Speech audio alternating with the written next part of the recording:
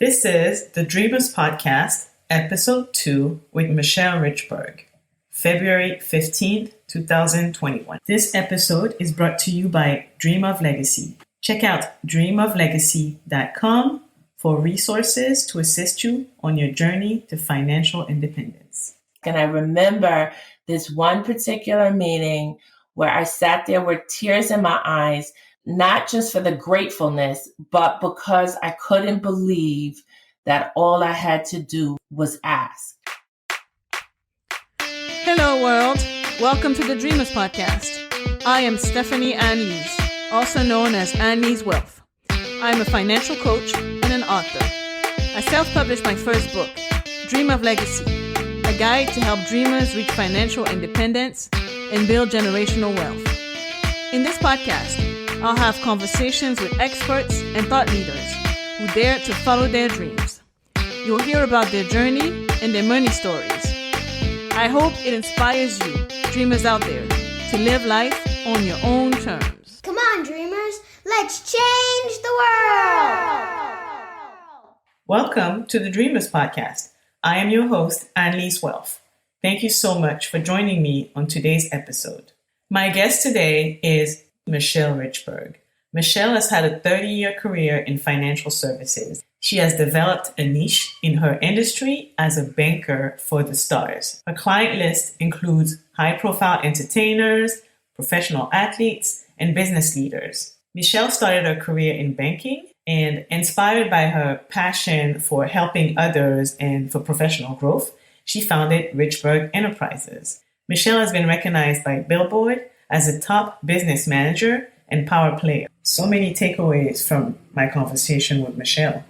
We talk about her journey as a banking executive and how an unfortunate layoff turned out to be a great thing for her, how she balanced her career as a single mom, and the importance of mentorship and asking for what you want. Michelle shares her biggest money mistake and the financial lessons she learned from her grandmother. Here's Michelle Richburg. Michelle Richburg, how are you? I'm great, thank you. How are you? I am good. Welcome to the Dreamers Podcast. Thank you very much. I'm excited to be here. Thank you for the opportunity. This is my first podcast, and I'm excited. Thank you. Oh, thank you. I'm so happy to have you. Tell us a little bit about you, what you do. I recently read an article. You were recognized as a top 20 business manager in Billboard. So tell us about what you do as a business manager. Richburg Enterprises is a business and financial management firm located in New York City, and we act as a CFO to all of our clients on the business and personal level. We manage all of their finances, bill payment, tax preparation, estate planning, insurance planning, and our day-to-day is comprised, again, of day-to-day business management, which is bookkeeping, accounting, interacting with record labels and other vendors. So you handle everything or all aspects of your clients' money, it seems. Yes. How long have you been doing this? For the company, I've been doing it since 2014. It started out as a side hustle years before that, but I took a leap of faith and quit my corporate job and started the company in 2014. So prior to that, what were you doing? I was a financial executive. I was a senior vice president of private clients at a private entertainment bank, so to speak. They did more than entertainment, but the book of business that I oversaw was in the entertainment space. I've been in banking and financial services for over 30 years.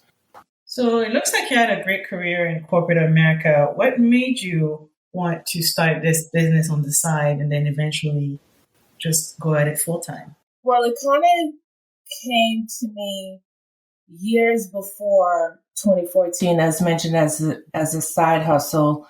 Many years ago, I had a client, and then it kind of snowballed into other clients that approached me to assist them in their bookkeeping because they let go of the business manager, someone like myself at the time, or their tax professional or whatever have you. And I was their banker. I handled all of their finances.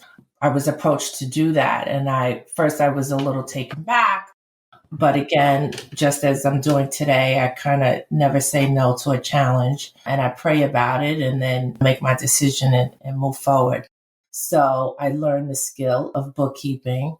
I took a class. I interacted with, business managers that had relationships at the time to understand some of the nuances.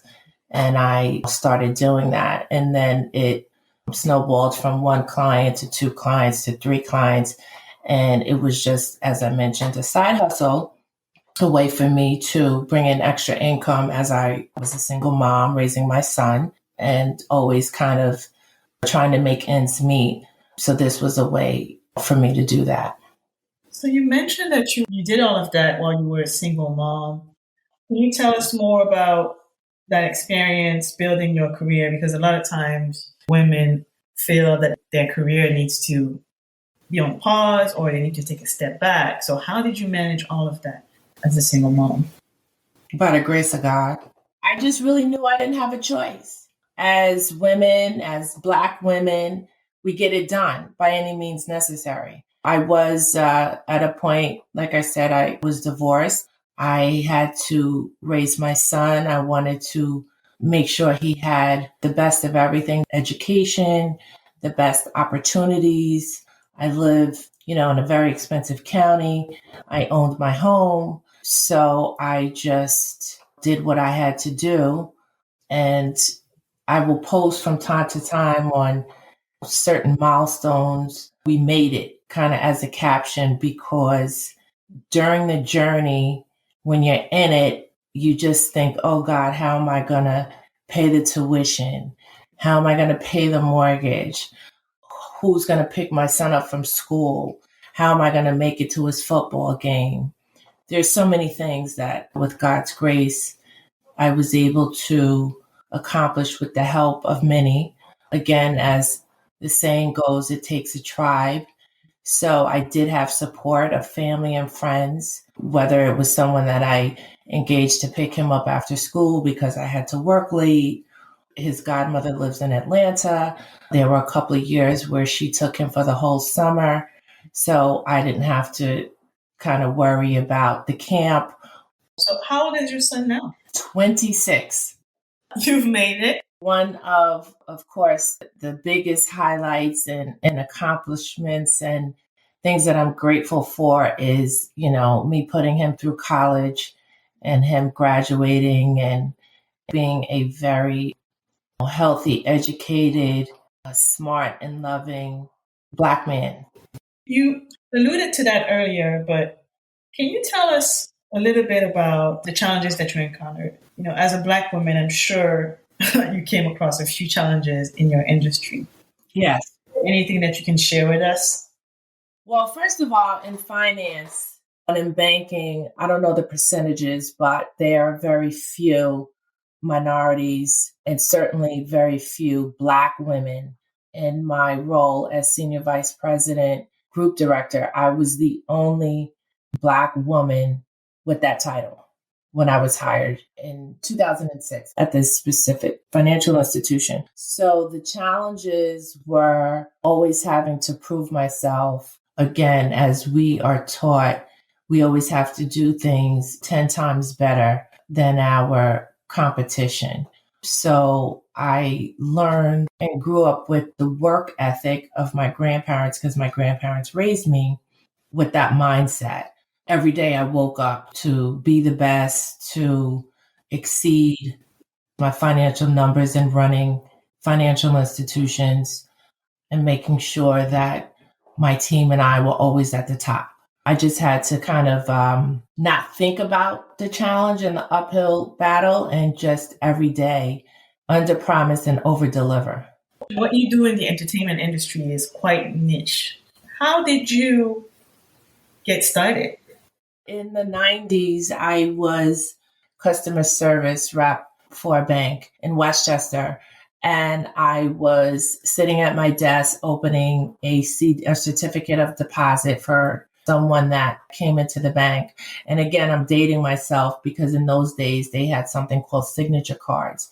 I had at that point learned the skill set of exceptional customer service. So where you could make the customer's experience as pleasurable as possible. So in that example, this was an existing customer and I was opening up a new account and I didn't want to ask her for ID because she had, lots of money with the bank and we should know who she was. So I went into the back, into the teller station to look up the quote unquote signature card.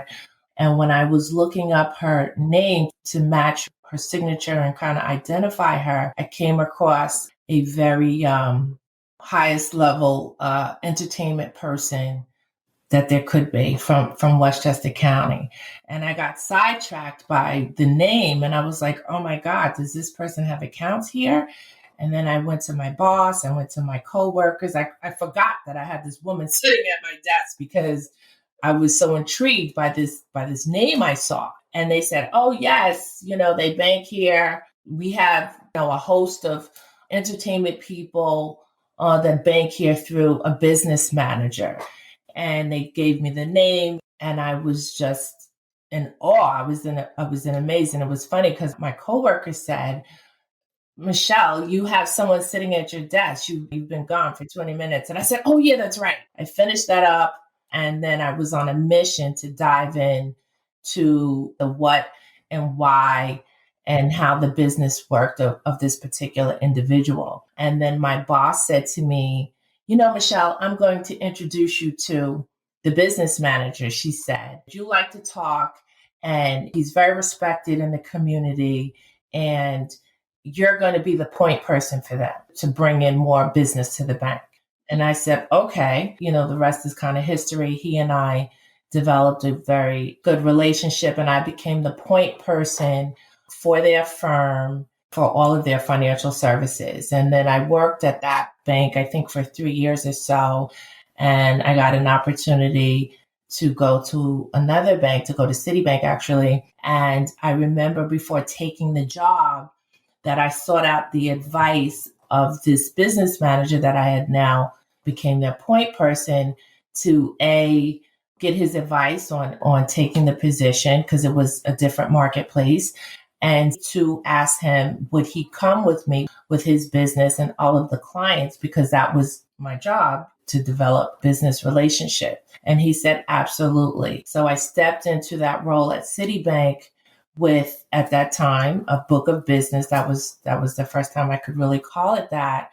And it took off from there. So it looks like it started with your curiosity. Yes. And then it led into you actually following an opportunity that might have been a little different compared to what you were doing, but the opportunity to build something else. Yes.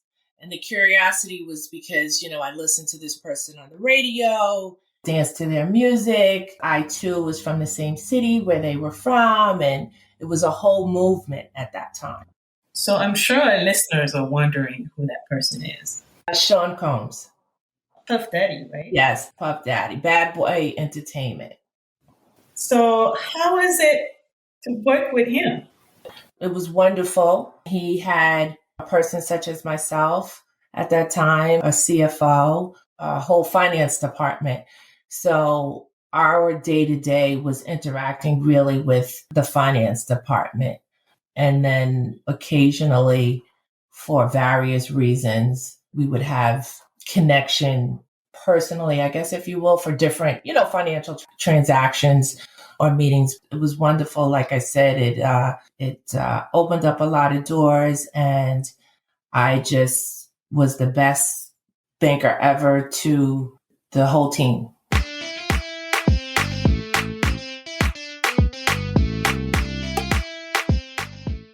If you know anything about me, then you know how much I care about helping people take control of their finances and build wealth. Park Place Payments is a women-founded and run company in the payment processing industry. It is changing the lives of people seeking opportunities to earn supplemental income or to re-enter the workforce. Check out parkplacepayments.com to find out more.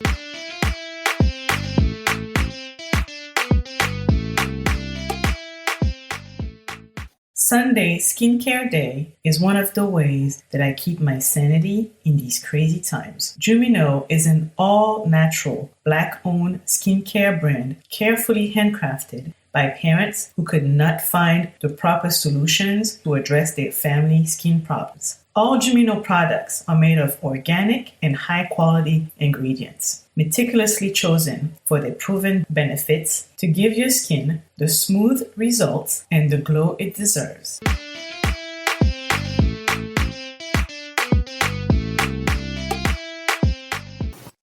So most of your clients are in the entertainment industry? Yes, I would say 90%. And so you mentioned earlier that you took a bookkeeping class to start your business on the side as a bookkeeper, but then at some point you just turned into a full-time CFO for your clients. Which steps did you take to go from bookkeeping to being your client's CFO?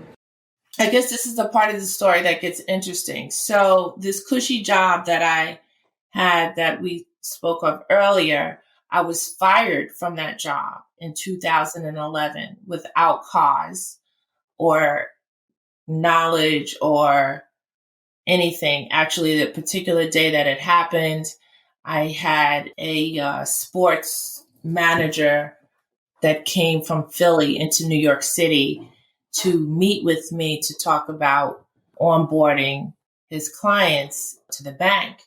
And I got a call from my direct report was the president and CEO of the bank at that level because I was a group director. And I got a call from his assistant asking me to come into the office for a meeting. So she pressed upon the fact that the president really needed to see me. Could I just make some time and come in? Of course, I changed things around and I went to the office. And lo and behold, when I walked into the office, I didn't go into his office where I would normally meet. They asked me to go into the conference room. So when I went into the conference room, the vice chairman was there and the HR director was there. And I thought it was strange, but, I took my coat off and I sat down. They just simply said to me, Michelle, you're terminated. Your services are no longer needed. No explanation? No explanation. They were very monotone. Please hand over your keys, your BlackBerry. And so I said, well, what about my team? What about my assistant? What about my clients? And the answer to those questions was another HR person was in my office terminating my assistant and my team. The answer to what about my clients, they said, you could take your clients with you. We don't want them here. I don't know if you could imagine what kind of shock and disbelief I was in.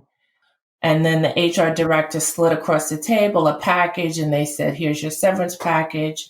I suggest that you read it over carefully before returning it. I took a deep breath, like I'm even thinking about it and retelling the story is making my heart beat faster. But I grabbed my coat, threw my BlackBerry across the table, which in hindsight, I shouldn't have done that because I had a lot, all of my contacts in there. But I was so angry and in disbelief, I didn't know what to do. And so I left the building and I was on Fifth Avenue and I came outside and I stood up against the wall and it was February 11th, 2011.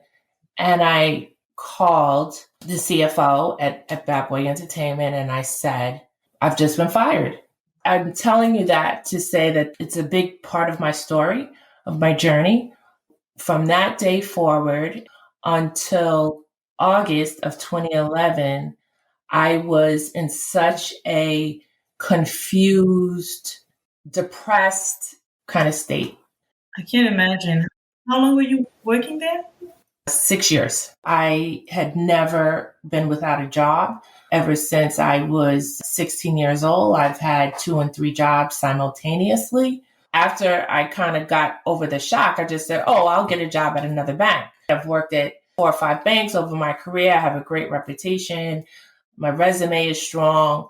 I'll just get another job. Also, during that time, my clients kept calling me and saying, did you get a job yet? I need to move my account. I don't want my accounts there if you're not there. So that never happened. But it seemed to be that this particular bank had blackballed me or done something because I did pursue legal advice, but also found out in the state of New York that you could be terminated, quote unquote, at will. So after consulting with my mentors, and she was very big on plan of action, and she said to me, Michelle, write down everything that you're good at, everyone that you have gone above and beyond for, and exactly what that meant personally and professionally to those people's lives. So when I did that, I realized all the things that I did as a private banker that did not fall into my job description. So in August, I reached out to 2 people, started with those 2 people, and kind of got up the gumption to request and see if they would pay me to handle their business affairs. And they both overwhelmingly said, let's go. I have work for you to do. All you had to do was ask. All I had to do was ask. And I remember this one particular meeting where I sat there with tears in my eyes, not just for the gratefulness, but because I couldn't believe that all I had to do was ask. But you see that was God's plan. I needed to go through what I needed to go through to realize that I needed to trust him, and he just had to sit me down for a second. I needed to get myself together. And so with that being said, I started with those 2 clients, and that was the transition from the bookkeeping question that you asked into doing business management. That's how the trajectory began. So many important things that you shared. One, even as an executive, your job was not secure, and, it just highlights how important it is to build something for yourself. So you had a side hustle and you were able to actually turn it into your full-time job when things happen. And then 2, when you lost your job, it probably felt like the worst thing that could happen to you. But like you said, leaning into your faith, you realized that it prepared you for the next step, which was to start your own company. And then another thing that I'm getting from what you shared is that you just have to ask. A lot of times we're afraid to ask, but if you hadn't asked, then, this business that you have that is so successful today would probably not be. Correct. So I'm sure some of the dreamers are listening and they are intrigued. Somebody's probably interested in becoming a business manager or working in your industry. Which qualities do you think are important to demonstrate, and how can someone get into this type of industry? I guess the first thing I would say is to understand the value that you provide to your clients or to the people at large that you're looking to attract, to hone in on your skill set and to perfect your skill set and to constantly elevate it and continue learning. I'm in a class right now in the middle of all this craziness and tax season and the world of PPP, but it's important to always, I believe, challenge yourself, learn new things, and to also refresh what you already know. So that's what this class is providing for me now. Be able to write down and visualize what your purpose is. And I'm probably saying this backwards because along this process, which came after 2014, when I decided to quit my job, was when I discovered what my real purpose is, what it is that I'm here on earth to provide. You have to spend time figuring out what your purpose is. And then when you figure that out, then you need to figure out how to put it into action. How has the pandemic affected your business? Actually, we are very blessed that our business has doubled really in the last 12 months or so. We were in a growth phase pre-pandemic, but since the pandemic, what folks have realized is the importance and the necessity of having financial records, proper books and records, filing their tax returns, all of these things, because to be eligible for PP or the idle disaster loan or even grants in your specific business, you have to have financial statements. And unfortunately, a lot of small businesses and businesses in our kind of wheelhouse, they think that they can cut corners or they just don't see the relevance. So with that being said, because of these opportunities for assistance through the PPP and the idle disaster loan, we've received a lot of requests and new business to do those things for people. In addition to when the tragedy happened with George Floyd and Breonna Taylor, and the world kind of woke up and realized the tragedy in America and how disproportionate things are for people of color, we were afforded opportunities to work with various companies and individuals because we are a Black-owned business management and tax firm. I read an article about you on NBA.com, and you talked about the impact your grandmother had on your views on finances. Can you tell us more about that? Well, as I mentioned, my grandparents raised me, and my grandmother did not go past the 9th grade. She had very bad bronchitis, and she was a sickly child, and she grew up in the South, and her parents were sharecroppers.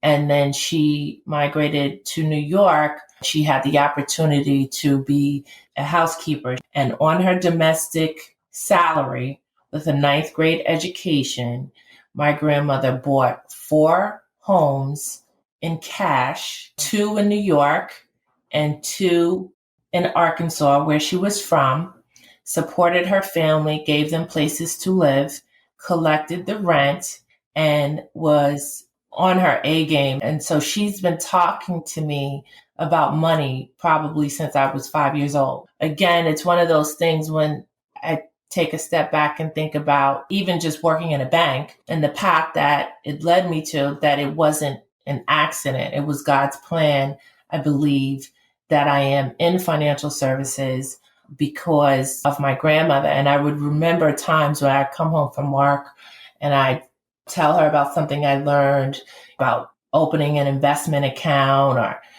does she have life insurance or whatever in the training during my years in banking and before she passed away. And she would look at me and she'd say, "Gal, you can't tell me nothing about money." And I said, "Okay, Ma." And I would just leave it at that. But she was a very, very strong, business-minded, no-nonsense woman that I owe my entire life to. Wow, so it looks like she definitely planted the seed. Yes. And she was very struggling with if I wanted to go to college when I graduated high school. And back in those days, it was an ultimatum.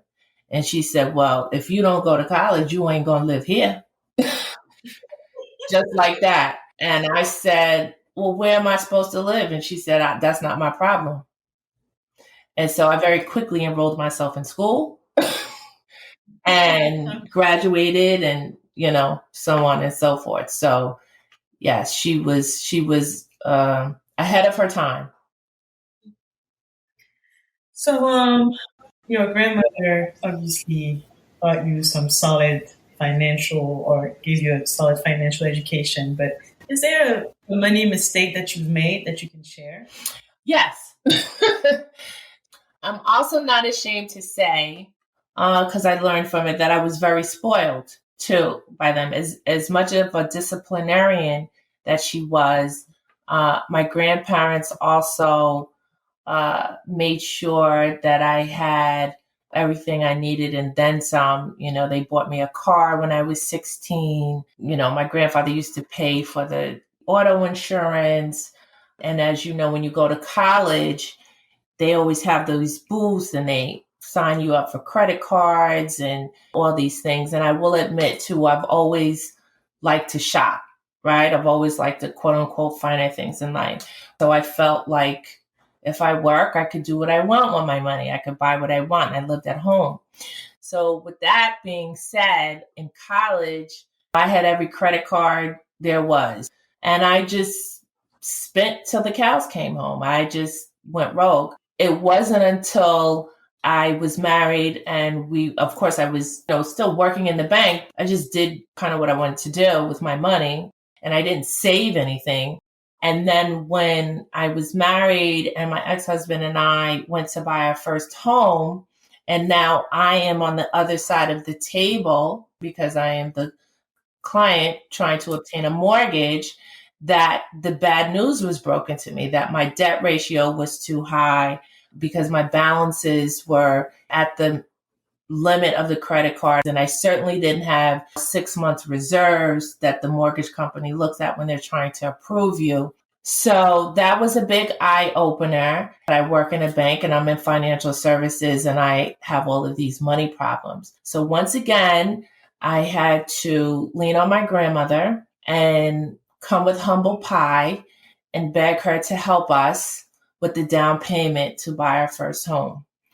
And she did with reluctancy and kind of gave me a very good stern talking to. And from that point on, I realized that credit is a good thing, but it also can be a very bad thing if you don't learn how to handle it and to be financially prudent. So you essentially learn so that you can teach your clients what not to do. Exactly. Having to go back to her to ask her to help me when I was married to purchase a home at 25 years old. And I realized I had myself to blame. Sometimes we just have to learn the hard way. So how about some rapid fire questions? Yes. Tell me about a book that changed your perspective on Rich Dad, Poor Dad by Robert Kiyosaki, I would say, in 2000. One thing about money you wish you could tell your younger self. Not to spend everything you make. If you make $100, you need to save $50. What's the best investment in yourself you've made so far? Building my home. Fill in the blanks in 3 words or less. Money to me is freedom. What do you want your legacy to be? A woman who went after her dreams, realized to dream bigger, and that when you put your trust in God and let Him lead you, you cannot fail. So Michelle, it's been an honor to have you on the podcast. And can you tell our listeners where they can find you if they want to learn more about you and what you do? Yes, thank you again for the opportunity. I'm eternally grateful. My company is Richburg Enterprises. We are on 57th Street in New York City. Our website is www.richburgenterprisesllc.com. I am on Instagram at the Michelle Richburg. I am on LinkedIn, Michelle Richburg, on my social media platform. Great. And I'll make sure to include all of this in the episode show notes. Thanks again for coming on the Dreamers Podcast, Michelle. Thank you again. That was Michelle Richburg, everybody. I hope you enjoyed today's podcast. Coming up next week, we have financial coach Lisa Shader. We'll talk to Lisa about how to develop healthy financial habits and how her and her husband became millionaires in their early 30s with boring investing and, for the most part, an income below 6 figures. And in March, we have best-selling author, TV contributor, and founder of Park Place Payments, Samantha Edis. We also have business coach and Instagram sensation, Ellie Diop, digital business strategist, Serwa Ajay-Pillay, digital marketing expert, Kathleen Selmans, and financial literacy educator, Lawrence Gonzalez. If you enjoyed today's episode, here's what you can do to support me and help more dreamers discover the podcast. Leave a review on Apple Podcasts or wherever you listen to podcasts. I read every single review and I'll select one review to read on the podcast every month. Subscribe to the podcast so you never miss an episode. Share the podcast with your family, friends, and coworkers. And if you really enjoyed today's episode, tag me on Instagram at thedreamers.podcast and let me know what you liked about it. All right, I will see you here next Monday for another episode of the Dreamers Podcast. Okay, dreamers, time to build this legacy. This podcast is for general information purposes only. It is not intended to provide any tax, legal, financial planning, insurance, accounting, investment, or any other kind of professional advice or services. Please consult with an appropriate tax, financial, or legal professional to receive appropriate advice based on your situation.